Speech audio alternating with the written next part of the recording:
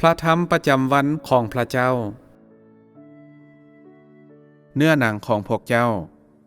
ความปรารถนาเกินโตของพวกเจ้าความโลภของพวกเจ้าและตัณหาของพวกเจ้าแม่นถูกฝังลึกในพวกเจ้าสิ่งเหล่านี้กำลังควบคุมหัวใจของพวกเจ้าอยู่ตลอดเวลา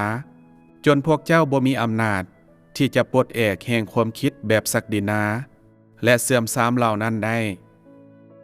พวกเจ้าบ่ปรารถนาที่จะเปลี่ยนแปลงสถานการณ์ในปัจจุบันของพวกเจ้าหรือหลบหนีจากอิทธิพลแห่งความมืดพวกเจ้าถูกผูกมัดกับสิ่งเหล่านั้นแท้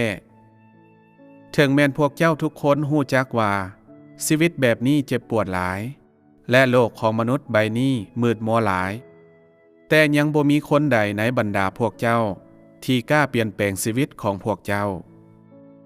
พวกเจ้าเพียงแต่ต้องการลบหนีจากความเป็นจริงของชีวิตนี้บรรลุการอยู่เหนือวิญญาณและมีชีวิตในสภาพแวดล้อมที่สงบสุขมีความสุขและเป็นคือกับสวรรค์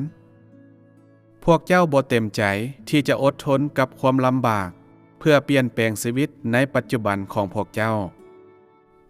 บ่เต็มใจที่จะค้นหาชีวิตที่พวกเจ้าควรเข้าสู่ในการพิพากษาและการตีสอนนี้กงกันข้ามพวกเจ้าฝันถึงสิ่งที่บ่เป็นจริงทั้งหมดเกี่ยวกับโลกอันสวยงามที่อยู่เหนือเนื้อหนังชีวิตที่พวกเจ้าปรารถนาแม่นชีวิตที่พวกเจ้าสามารถได้รับโดยบ่ต้องใช้ความพยายามซึ่งปราศจากการทนทุกข์กับความเจ็บปวดใด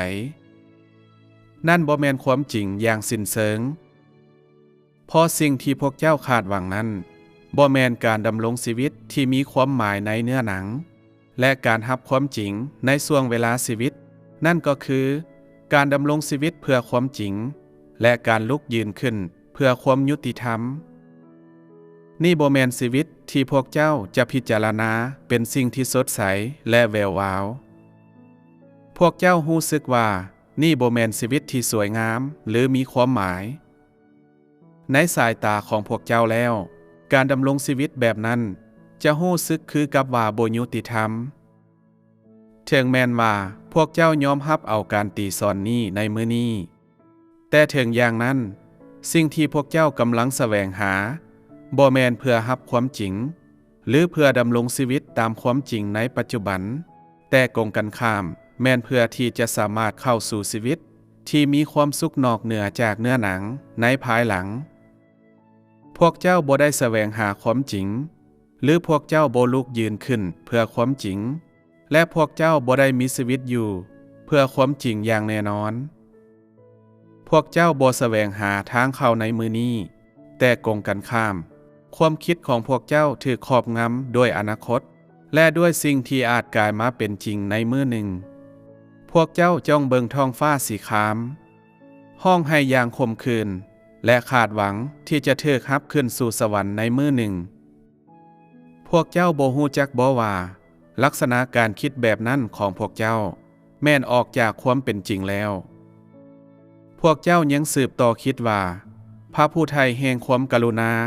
และความเมตตาที่บ่มีมือสิ้นสุดจะมาในมื้อหนึ่งโดยบ่ต้องสงสัยเพื่อรับเอาเจ้าไปกับพระองค์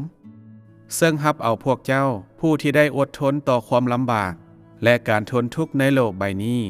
และพระองค์จะแก้ไขข้อข้องใจและแก้แค้นให้กับเจ้าผู้ซึ่งตกเป็นเหยื่อและถูกกดขี่เจ้าบ่ได้เต็มไปด้วยความบาปบ่เจ้าเป็นเพียงคนเดียวที่ได้ทนทุกข์ในโลกใบนี้บ่เจ้าได้ตกอยู่ภายใต้อำนาจของซาตานด้วยตัวเจ้าเองและได้ทนทุกข์ลำบากพระเจ้ายังจำเป็นต้องแก้ไขข้อข้องใจของเจ้าบ่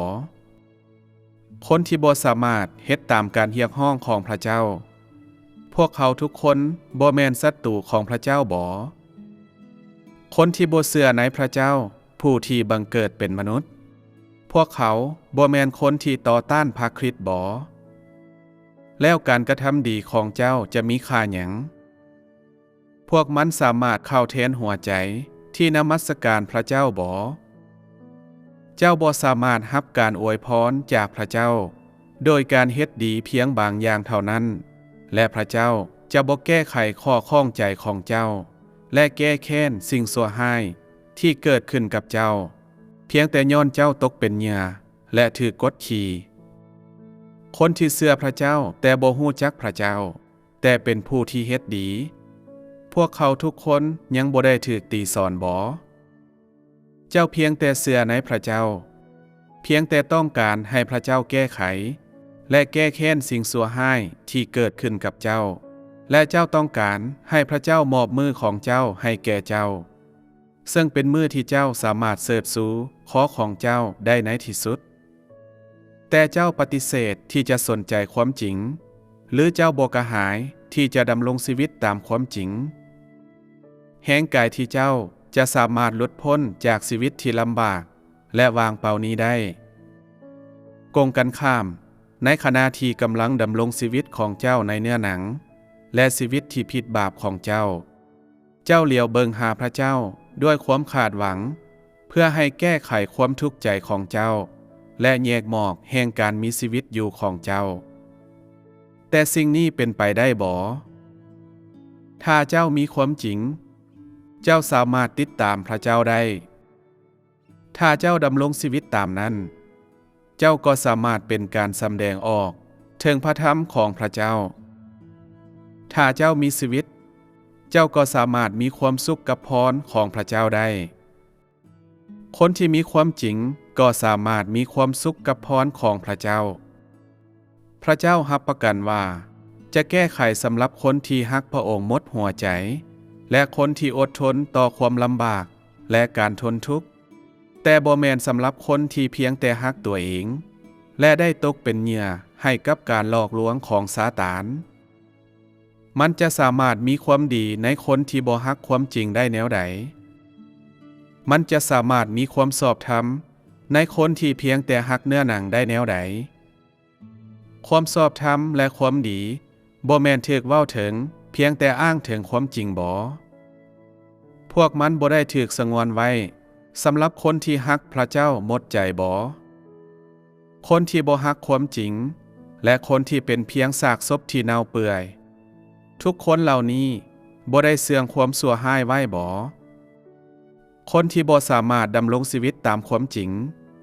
พวกเขาทุกคนบ่แม่นศัตรูของความจริงบ่แล้วพวกเจ้าเด